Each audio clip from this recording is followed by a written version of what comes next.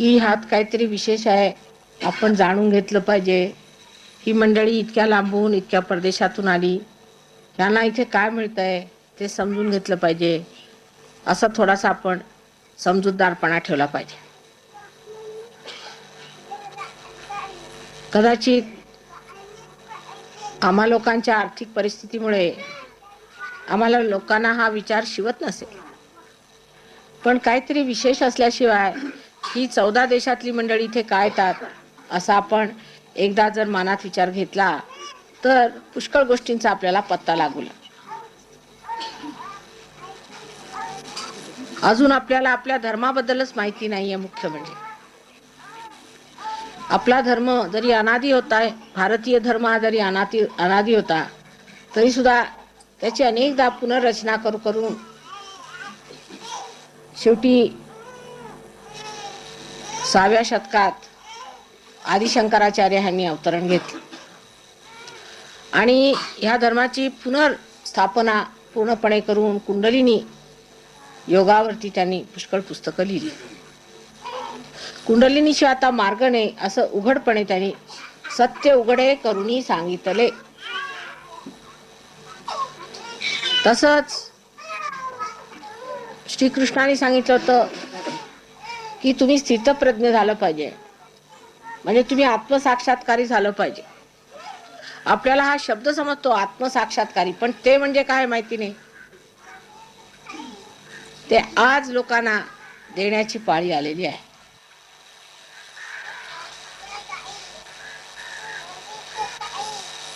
पण आपला विचार सखोल नसल्यामुळे जे परंपरागत आपलं चालू आहे ते चालू आहे. म्हणजे आता टाळ कुठं जायचं पंढरीपर्यंत, अरे पण त्यांनी आपल्या आईवडिलांना काय मिळालं नाही, आम्हाला काय मिळालं नाही का, आम्ही टाळ कुठली पंढरीनाथाला भेटायला. पंढरीनाथाला भेटणं म्हणजे देवळात जाऊन नुसतं डोकं फोडून घेणं नव्हे, हे समजलं पाहिजे. जरी आपण अशिक्षित असलो तरी एक गोष्ट लक्षात येते, उलट अशिक्षित लोकांच्या लवकर लक्षात यायला पाहिजे की तिथे देवळात जाऊन नुसती जर आपण डोकी फोड केली तर आपल्याला परमेश्वर मिळणार आहे का? नाही मिळणार. मिळाला आहे का कुणाला? नाही मिळाला. कोणती व्यसन लोकांची सुटली का? भांडाभांडी सुटली का? कोणाचा स्वभाव ठीक झाला का? नाही झाला. ह्याचा दोष तुम्ही परमेश्वराला देता. आमची गरिबी सुटली का? नाही झाली. आमचं दारिद्र्य गेलं का? नाही. आमचं दैन्य गेलं का? नाही. आमचे आजार गेले का? नाही. मग परमेश्वराने काय केलं असं म्हणून लोक मलाच ठोक विचारतात पुष्कळ. आम्ही एवढं त्या परमेश्वरासाठी धावपळत करतो आणि तुम्ही आता परमेश्वराच्या गोष्टी सांगता माताजी या आधुनिक काळामध्ये. असा परमेश्वर गेला तरी कुठे? काय आमचं चुकलं? मुख्य चुकलं असं की प्रत्येक मोठ्या पुस्तकांमध्ये जेवढे काही आपल्याकडे वेद वगैरे झाले सगळ्यांमध्ये लिहिलेलं आहे की आत्मबोध हा घेतला पाहिजे. पहिला आत्म्याचं दर्शन झालं पाहिजे, पहिला तुमचा आत्मा जागृत झाला पाहिजे. तर रामदास स्वामी पासनं तुकाराम बघितलं तर ज्यांची तुम्ही रोज भजनं टाळ कुठून कुठून म्हणतात त्याच्यात हे सांगितलंय की आत्मसाक्षात्कारी व्हा. पण म्हणायचं आत्मसाक्षात्कारी व्हा, आत्मसाक्षात, पण कुणी व्हायचं? परमेश्वराला ओळखा, परमेश्वराला ओळखा, हृदयामध्ये बाणा कसं करायचं?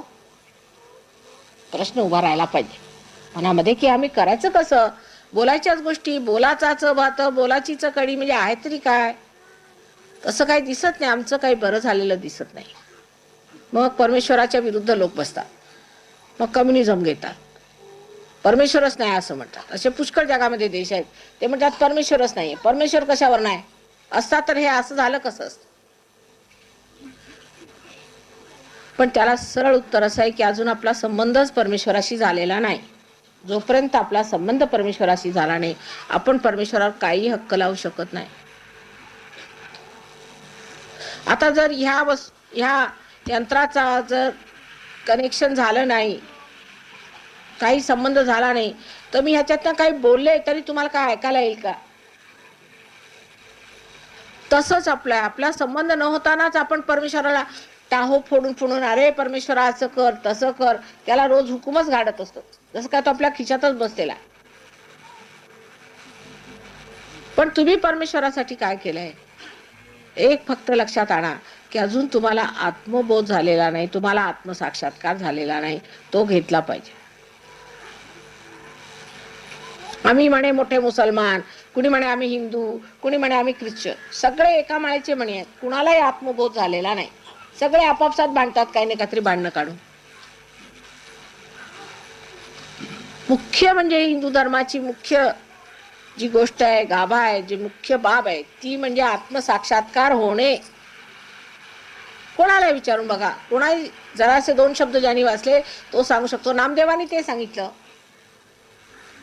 जनाबाईंनी ते सांगितलं, तुकारामांनी ते सांगितलं, ज्ञानेश्वरांनी तर तेच सांगितलं. पण ज्ञानेश्वर म्हणजे दिंड्या घालणे.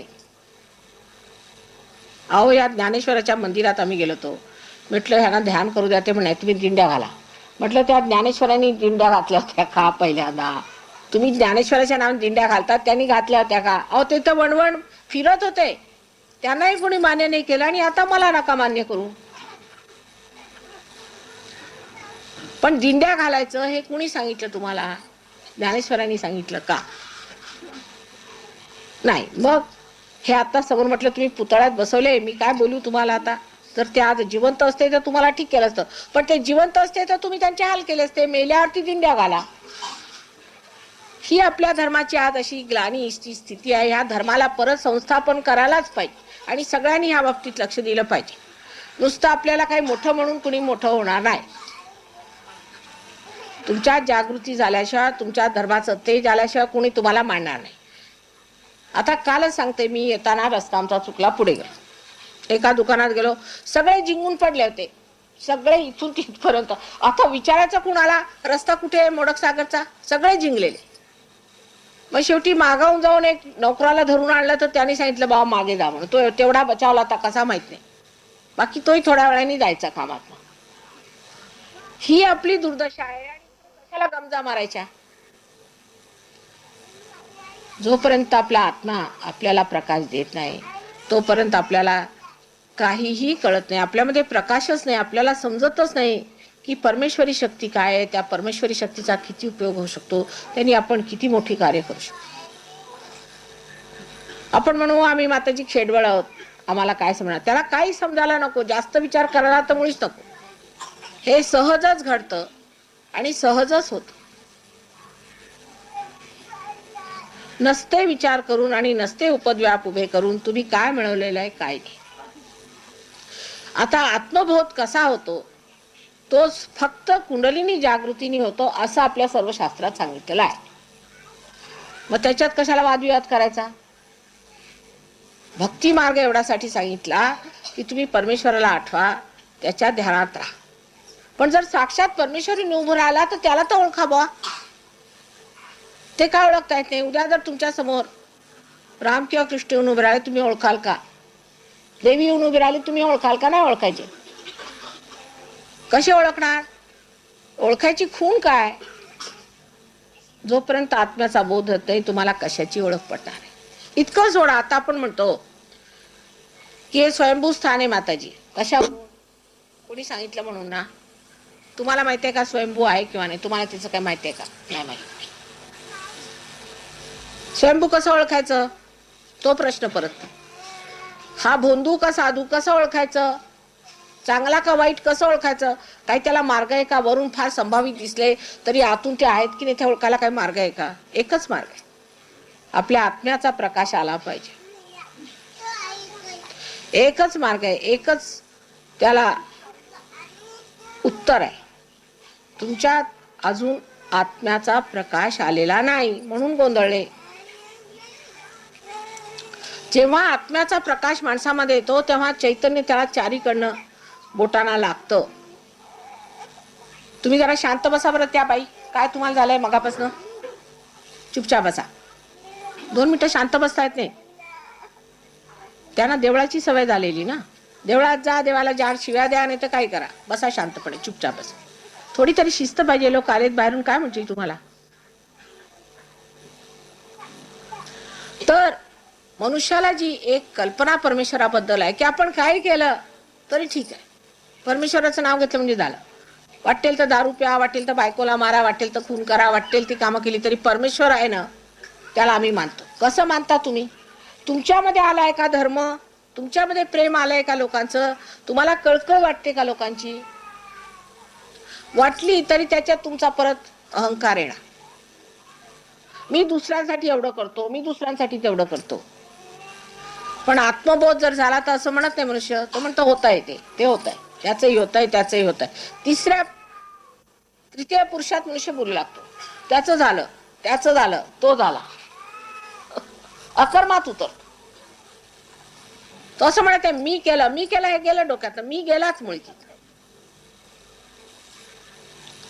पण ते होण्यासाठी आत्मसाक्षात्कार झाला पाहिजे, ही मी गोष्ट म्हणते. मग त्याच्यात तुम्ही धर्म कुठे घेऊन आले? आधी धर्मच बसलेला नाहीये पहिल्यांदा, म्हणून म्हणतात की आता आधी धर्म बसवा माताजी. पण माझं जरा उलट विचार केलेला. तो फरक काय तो समजून घ्या, म्हणजे तुम्हाला सहयोग थोडा लक्षात येईल. पूर्वी असं होतं की तुम्ही सफाई करा, एक एक माणसाची चांगली सफाई करा. गुरु लोक खूप ठोकून काढत असत. एखादा जरी गेला तरी त्याला ठोकून काढायचं, मारून काढायचं, अमुक करायचं, तर म्हणजे खरे गुरु. खोटे नाही, खोट्याना काय पैसे द्या झालं, खऱ्यांचं सांगतो. बुवाबाजी म्हणजे आपल्याकडे गाजलेलीच आहे, पण तरी सुद्धा त्यात हे समजलं पाहिजे की जो मनुष्य खरा असेल तो तुमच्याकडनं पैसे नाही घेणार, तुमच्या दमावर नाही देणार, कधीच नाही घेणार तुमच्याकडनं पैसे. उलट देईल पण तुमच्याकडनं घेणार नाही. परमेश्वराला विकता येत नाही, पहिली गोष्ट. अशी बुवाबाजी वाढली तर त्याच्या आपण आहारी जातो, आणि माताजी बुवाबाजीच्या विरुद्ध आहेत म्हणून माताजींच्या विरुद्ध जातो आपण. पण हे बुवा किती दिवस टिकणार? उद्या तुम्हालाच त्रास दिले की तुम्ही याल माझ्याकडे रडत, माताजी तो बुवाजी एवढे पैसे घेऊन गेला, तो तितके घेऊन गेला. आपल्याला धर्मातलं काय समजतंय हे आधी बघायचं. दत्ताची जयंती काढली, मुख्य म्हणजे दत्त जयंती. पण दत्त कोण ते तरी माहितीये का?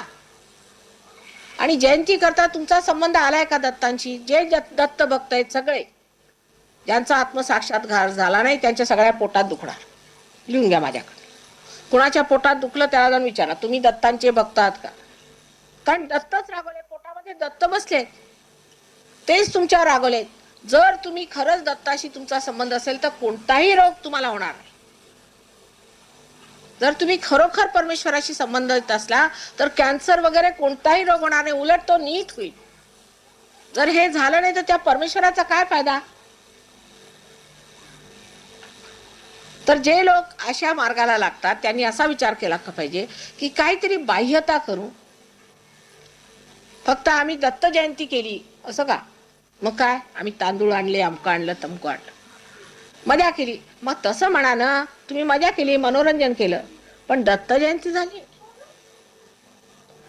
दत्त जयंती तेव्हा होणार जेव्हा तुम्हाला आत्मबोध झाला. हे सगळे करतात दत्ताची जयंती, सगळे करतात. पण ह्यांना झालेला आत्मबोध, तेव्हा दत्त जयंती म्हणजे आपल्यामध्ये तो जो धर्म दत्तानी सांगितला तो आत्म बांधतो, तो बांधला पाहिजे, आतून ते तत्वात उतरलं पाहिजे, भिनलं पाहिजे, तर त्या दत्त जयंतीला अर्थ. नाही तर नुसतं मनोरंजन करायचं देवाच्या नावावर, ते एक चालतं. परमेश्वर हा मनोरंजन नाही आहे, आनंद आहे. मनोरंजन काय? आज झालं मनोरंजन, हसले खेळले, परत झालं रडगाणं सुरू. आनंदाला दोन बाजू नसतात, सुख आणि दुःख नसतं, नुसता आनंद असतो, निव्वळ आनंद. तो निव्वळ आनंद तुम्हाला मिळवला पाहिजे, तो तुमच्यात आहे.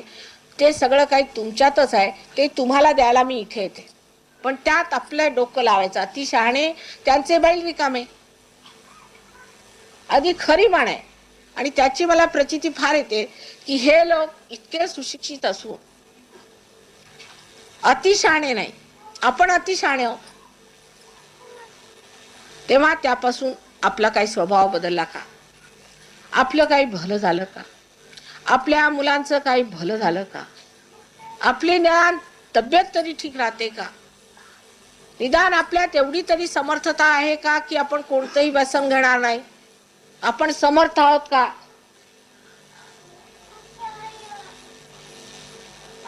की अजून अगदी कमकुवत मनाची आपण माणसं आहोत? दारूचा गुत्ता दिसला की धावतो तिकडे. दोन पैसे कुठे खायला मिळाले तर पटकन खाऊन घेतो. कुणाचं नुकसान करता आलं तर बसून बसून तोच विचार करतो की आपल्यामध्ये ते परमेश्वरी प्रेम आलेलं आहे की ज्या प्रेमाच्या दमावर आपण दुसऱ्यांचं कल्याण, त्यांचं भलं करू शकतो. अशी शक्ती आली का आपल्यामध्ये? नाही आलेली ना. मग ती मिळवून घ्या, ती मिळवली पाहिजे.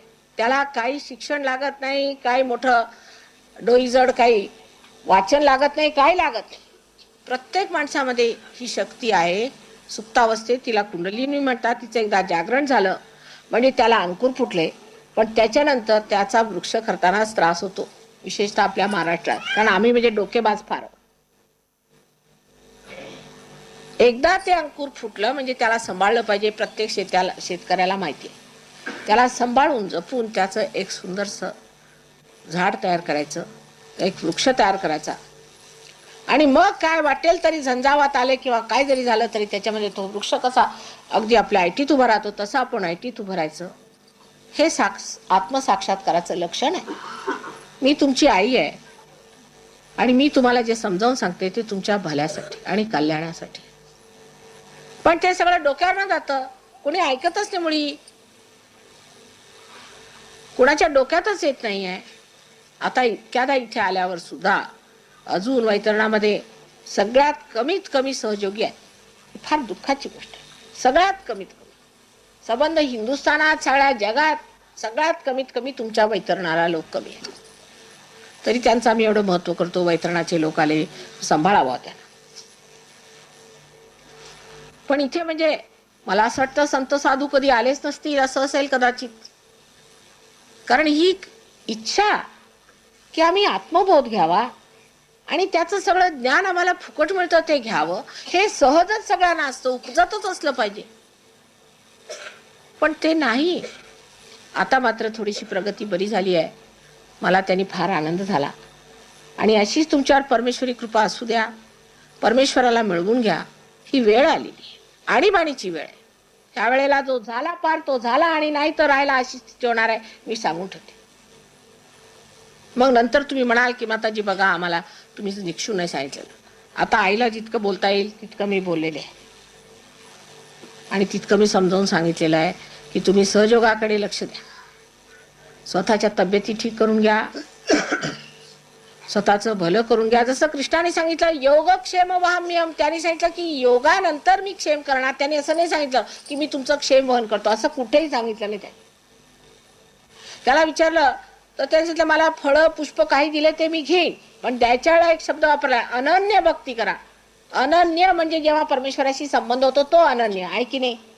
जेव्हा दुसरा नाही तो परमेश्वराशी काही संबंध नाही तेव्हा तुम्ही भक्ती करण्यात काही अर्थ नाही. अनन्य भक्ती हा शब्द त्यांनी सांगितलेला अनेकदा आहे. कर्मात सुद्धा त्यांनी बरोबर मांडलेलं आहे की तुम्ही जे कर्म करता ते परमेश्वरावर ठेवू शकत नाही मनुष्य.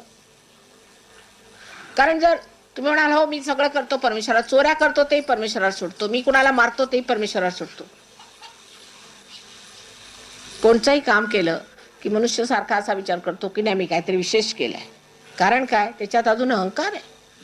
पण जेव्हा तुम्हाला आत्मबोध होतो तेव्हा तुम्ही असं म्हणत नाही की मी केलंय, तुम्ही हेही म्हणत नाही परमेश्वराने केलंय. तुम्ही म्हणता होत आहे, ते सगळं सहज होत आहे माताजी, सगळं होत आहे, सहज होत आहे. हे सहजच झालं. कोणती घटना सहज झालं. सहज सह म्हणजे तुमच्या बरोबर आणि जन्मलेली अशी ती कुंडलिनी आणि तिचा योग हा तुमचा जन्मसिद्ध अधिकार आहे. तिच्यापासून मिळालेला योग परमेश्वराशी एकात्मता गाठण्याची जी पात्रता आहे ती तुमच्यात आहे. पण त्याचं तुम्हाला नाही, हक्क आहे त्याचा, तो तुम्ही घ्या, तुमचा हक्क घ्या असं तुमच्या समोर पदर पसरून मी म्हणते. पण तरी तुमच्या डोक्यात काय त्याचा प्रकाश पडतोय की नाही देवाला ठाऊक. तेव्हा आमची सगळ्यांची स्थिती नीट झाली पाहिजे, आमच्या मुलाबाळांचं भलं झालं पाहिजे, आमच्या घराद्वारांचं ठीक झालं पाहिजे असं लक्षात घेतलं पाहिजे. असा विचार केला.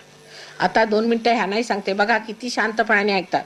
त्यांना तुमची भाषा समजत नाही, एक अक्षर समजत नाही मराठी भाषा, पण किती शांतपणाने ऐकतात. बरं तर तुम्ही विचारलं की माताजींचं तुम्हाला भाषण काय समजलं, ते म्हणतील की आम्हाला त्याच्यातनं चैतन्याच्या लहरी येत होत्या, आम्ही तेच घेत होतो. कारण त्या स्थितीत आहेत ना, साधू संत आहेत ते. तर चैतन्याच्या लहरी आम्ही घेत होतो. आम्हाला काय माताजी काही बोलत होत्या तरी ते मंत्रच होते, जेव्हा आम्ही त्याच्यातल्या लहरी घेत होतो. आणि असे मी जरी 6 तास बोलत राहिले तरी ते बसले राहतील असेच. पण ती स्थिती आपली आला नको का? त्यांची आर्थिक स्थिती बरी आहे, पण आपली कमीत कमी सांस्कृतिक स्थिती बरी आहे त्यांच्यापेक्षा. आपली कमीत कमी म्हणता येईल नाही, पण तरी आत्मिक स्थिती बरी आहे त्यांच्या मानाने. धार्मिक स्थिती बरी आहे. पण चुकलं कुठे? अतिशहाण. पण त्या पलीकडे काय मी म्हणणार नाही. थोडंसं त्याची नम्रपणा यायला पाहिजे. नम्रतेशिवाय होणार नाही. तेव्हा आता ज्या भक्तीचा तुम्ही रस्ता घेतलेला आहे, त्या रस्त्याच्या त्या अंतिम टोकाला आल्यावर देवळात या का तिथंच तुम्ही फिरणार मागे पुढे? ते देवळात काही येतच नाही. भक्ती हा मार्ग आहे. आणि ध्येय जे अंतिम ध्येय आहे तो आत्मसाक्षात्कार आहे. ते द्यायला आम्ही आलो. मागच्या जन्मी केली, त्याच्या जन्मी केली, प्रत्येक जन्मी तुम्ही भक्ती केली म्हणून तर ह्या योगभूमी जन्माला आलात. आणि आताही तेच करत बसा. आता घ्या, ज्यासाठी एवढी भक्ती केली, एवढा टाहो फोडला, ते तुम्हाला मिळवायचे दिवस आले. ते तुम्ही मिळवून घ्या. त्यांनी तुमचं भलं होईल, तुमच्या मुलांचं भलं होईल, सगळ्यांचं भलं होईल, प्रत्येक दृष्टीने. बसा. आता फक्त असे हात करायचे सरळ.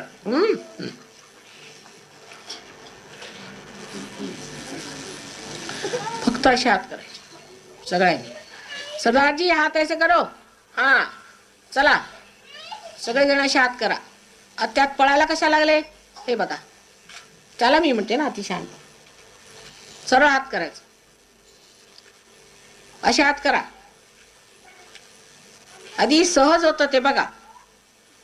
आणि डोळे मिटून घ्या.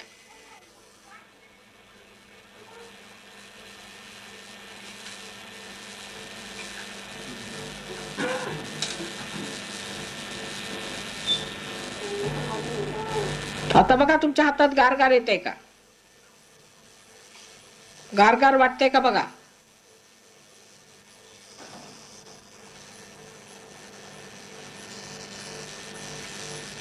आता डोक्यावर बघा. डोक्यातनं गारगार निघतंय की गरम निघतंय? आधी गरम निघणार. निघतंय गरम की थंड? थंड. आधी काही काही लोकांच्या गरम निघेल. गरमी निघू द्या, मग थंड होईल. आता उजवा हात माझ्याकडे करा. डावा हात वर करून बघा. बघा निघतंय का?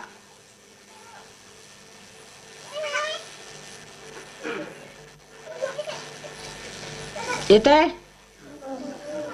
येतंय ना? वरती वरती धरा. वरती धरा.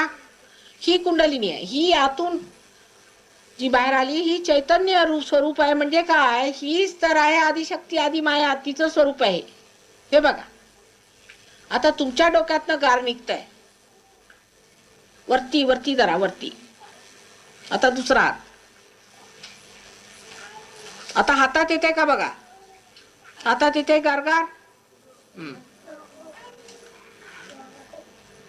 परत हा हात करा. आलं पाहिजे. आलं नाही म्हणजे काहीतरी खराबी आहे. परत बघा. आणि एकदम निर्विचारित आहे. विचार नाही येणार आता. काय विचार नाही डोक्यात बघा. काय विचार आहे का? नाही. बघा. आता दोन्ही हात असे करा. गार येत आहे खूप जोरात.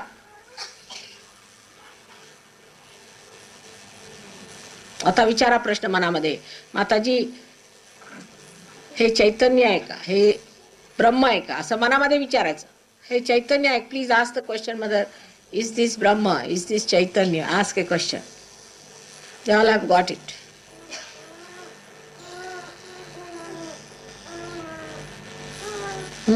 वाढलं ना? वाढला काय? आलं? आलं की नाही?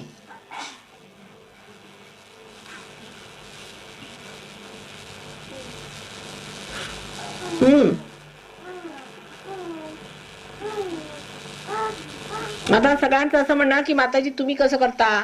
असं तर कुणी करत नाही. पण करते म्हणजे काहीतरी असले पाहिजे ना. मी असं करते ही गोष्ट खरी आहे ना.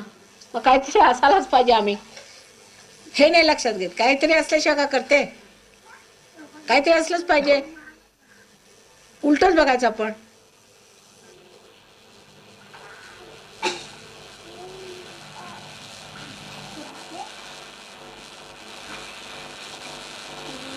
आता डोळे मिटा आणि चित्त इथे ठेवायचं. डोळे मिटा.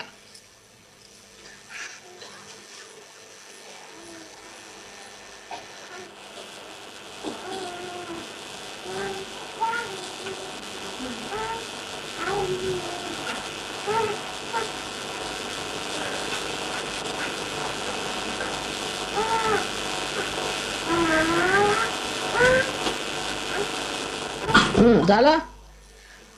येत आहे? थंड वाटलं डोक्यात? बरं, आता मी येतो. हा,